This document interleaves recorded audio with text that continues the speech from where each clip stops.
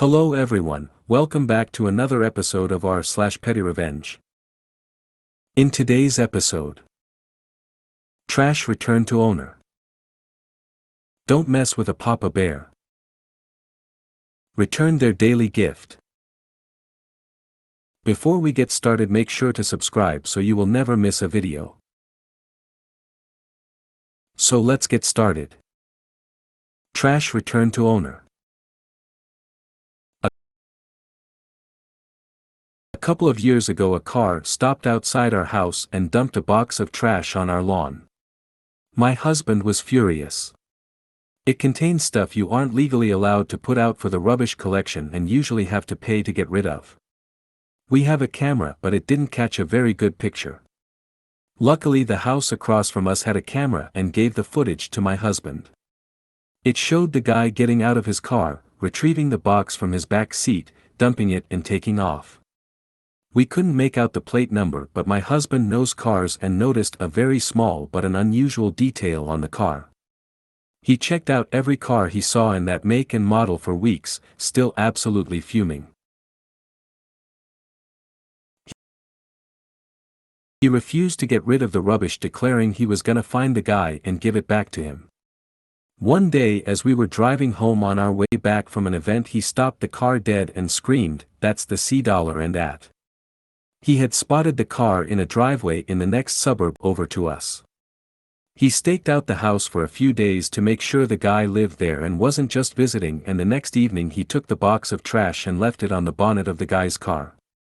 He says he giggled all the way home. 2 days later, our camera caught the guy stopped in front of our house. He noticed the cameras and sped away. Yeah, he knew what he did.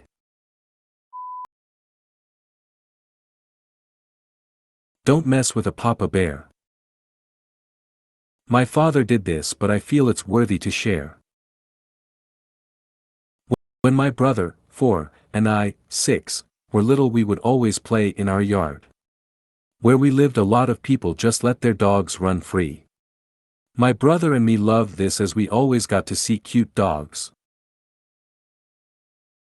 Our neighbor, however, had this poorly behaved Chesapeake retriever that was terrible with mounting, and Tuesday dog would always knock my brother to the ground, pin him down and go at it. I'm talking my brother would have scratches and bruises as this was a big dog. I would have to run inside and get my dad, and my dad would have to get the dog off of him. My father would complain to the neighbor and tell him he needs to watch his dog or get a fence or something, as it was coming onto our property and mounting my brother, and with its size it could hurt him. The neighbor would always get mad and say, "Well, have your kids play inside then." One day the neighbor decided he was going to cut one of his branches down from a tree. He went up a ladder and sat on the limb and start cutting. His ladder fell.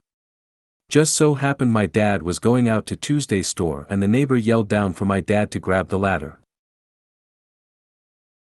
My father smiled. "How's it hanging?" he said with a wave before getting in his car and leaving. Neighbor got a fence a month later. He spent all day in that tree. Returned their daily gift. Grew up in a small town in NZ where, in the 80s, most sections were unfenced and most owned a dog or two. We were not a dog-owning family, and so my father decided to fence our yard to prevent dogs wandering onto our property, especially as my sisters and I were so young at the time. One of the houses next to us was owned by the education board and was used to house teachers who had just moved to the area and were still in the process of acquiring permanent accommodation. Between the two houses, the ground was uneven, and Dad had placed a board to block a small gap under the fence. One particular family moved in with a small fox terrier. We soon noticed the board had been removed, and every morning there would be a fresh, steaming present left in our backyard. Dad shoveled the turds into a bucket and waited for the right moment. A few days later, the lady next door was hanging out her freshly laundered sheets. Dad grabbed the bucket of presents and, with a well-aimed swinging arc, let the contents fly over the top of the 6-foot-high fence. Amidst the sudden screaming, my dad said, in a very loud voice, "I wish people would learn to keep their F at King pets on their own F at King property."